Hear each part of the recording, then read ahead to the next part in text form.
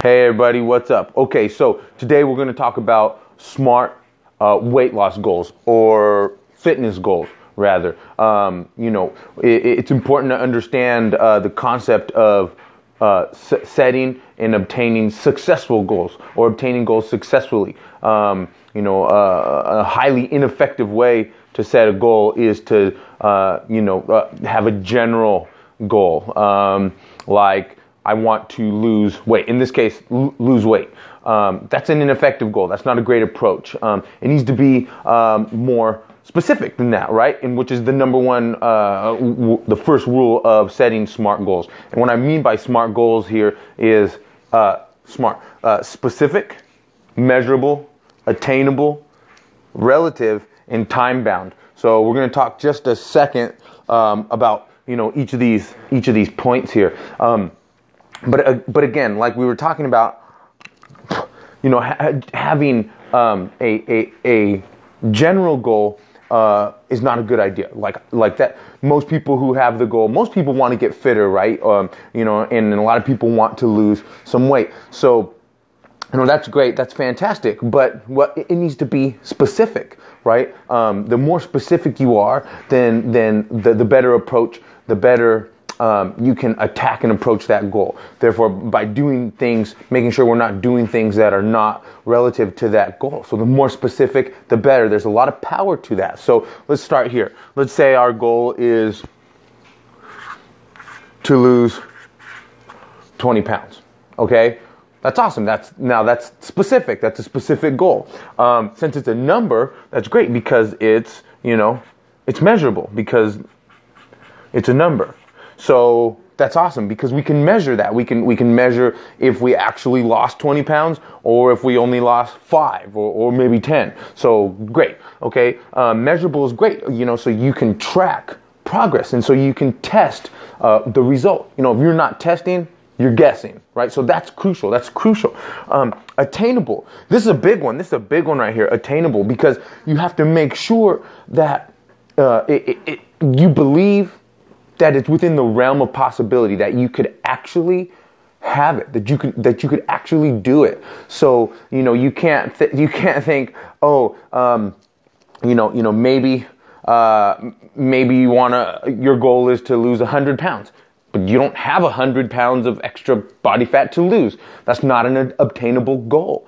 You know what I mean? Or maybe you have a goal to lose 5 pounds every day.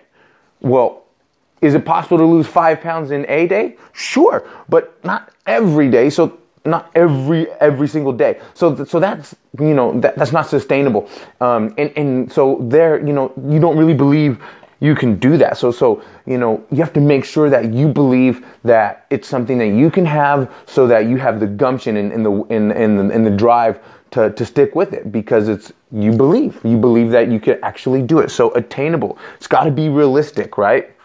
And 20 pounds, that's a realistic goal. Okay. Relative. Here's another big one, because, our goal is to lose weight, fat loss. Sorry, fat loss. So, a bad goal would be, I want to be able to run 5 miles.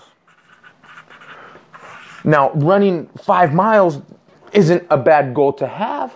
Okay, that's great. But running 5 miles, okay, that's endurance. Okay, and endurance is not relative necessarily to body fat. So I know a lot of people. I even have some clients who have 25, 30, 40% body fat, but have really good endurance, so those two things, they are not relative, right? So if your goal is to lose weight, then being able to run 5 miles is not a relative goal. Okay.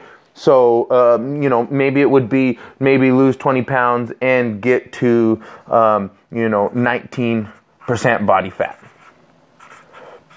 Okay. So, that would be a better goal. That's more relative. And then my favorite here is time bound. Okay. And time bound's a big one because, personally, I'm a world-class procrastinator.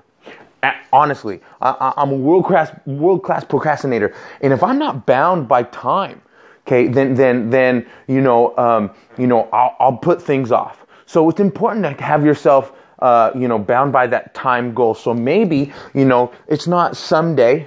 It's not lose 20 pounds and be 19% body fat someday, but it's because someday ain't any day of the week, right?